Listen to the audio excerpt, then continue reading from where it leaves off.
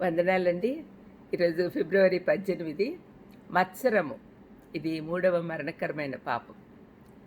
సామెతలు 14:30లో మత్సరము ఎముకలకు కుళ్ళు.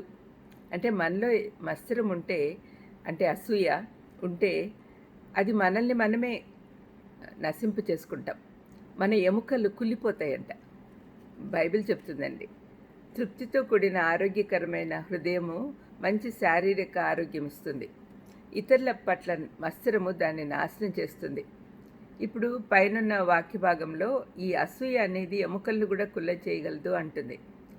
ఆరోగ్యము వైఖరి ఒకదానితో ఒకటి ముడిపడి ఉన్నది. మత్సరము లేక అసూయ మన పరపతిని తగ్గించి సంఘాలను విడదీసి హత్యల వరకు దారితీస్తుంది. హత్య అనగానే మనకు గుర్తొచ్చేది హేబెలు కయ్యూను.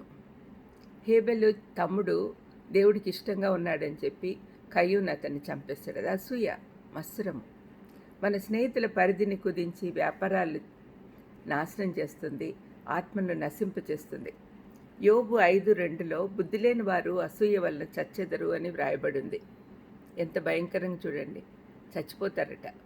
ఇది వివరించుటకు ఒక సంఘటన మీ ముందు ఉంచుతాను. ఒకప్పుడు ఒక అథ్లీట్, ఒక జట్టి తన తోటి జట్టిపై అసూయ పెంచుకున్నాడు. ఊరి ప్రజలు ఆ రెండవ జట్టి పోటీల్లో గెలిచినందున అతన్ని గౌరవించేందుకు అతన్ని విగ్రహం ఆ ఊరిలో పెట్టించారు.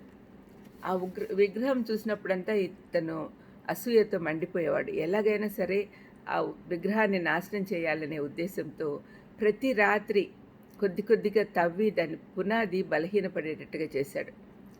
అదంతకు అదే పడిపోవాలనే ఉద్దేశం ఉన్నింది. కానీ ఒక రాత్రి ఆ విగ్రహం పడిపోయింది. కానీ అతనిపైనే పడి అతను మరణించాడు. బైబిల్లో తమ అసూయతో తామే నాశనమైన సందర్భాలు అనేకం చూడగలం. యోసేపు అన్నలు అతనిపై పెంచుకున్న అసూయతో ఐగుప్తుకు బానిసగా అమ్మడం మంచి ఉదాహరణ. వారి తిండికి గతి లేక యోసేపు పాదాల దగ్గరకు వచ్చేట్టుగా దేవుడు వారిని శిక్షించాడు. అసూయ అనేది ఎవరిపైన ప్రయోగిస్తామో అది తిరిగి వచ్చి ఉపయోగించిన వాడికి ఎక్కువ హాని కలిగించే ఆయుధం. బూమెరాంగ్ అంటారు చూడండి. ఇలా అంటే అది వెనక్కి వచ్చి మనకే తగులుతుంది. అలాగా ఉంటుంది. మత్సరం వలన శారీరక ఆత్మీయ అనారోగ్యం కలుగుతుంది. మనలో కరోనా కానీ లేకపోతే క్యాన్సర్ కణాలు కానీ ఉంటే వెంటనే వాటిని బయటికి పంపే కార్యక్రమం చేస్తాం కదా. మరి మన ఆత్మీయ ఆరోగ్యాన్ని కాపాడుకునే ఈ పాపాలు మనలో నుండి తీసివేయటకు ఏమైనా ప్రయత్నాలు చేస్తున్నామా? గలతీ 5:19-21 వరకు ఉన్న వాక్య భాగంలో పౌలు చెప్పిన 15 శరీర కార్యములలో ఇది కూడా ఒకటి. జారత్వము, అపవిత్రత లాంటి వాటికి సాటి అయినది.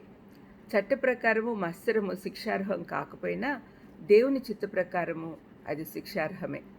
మనం ఒక చోట కూర్చొని మన జీవితాల్లో దేవుడు చేసిన మేళ్లను జ్ఞాపకం చేసుకుంటే మన హృదయాల్లో కృతజ్ఞతా భావం నిండిపోతుంది. కాబట్టి ఇక అసూయకు స్థానం ఉండదు.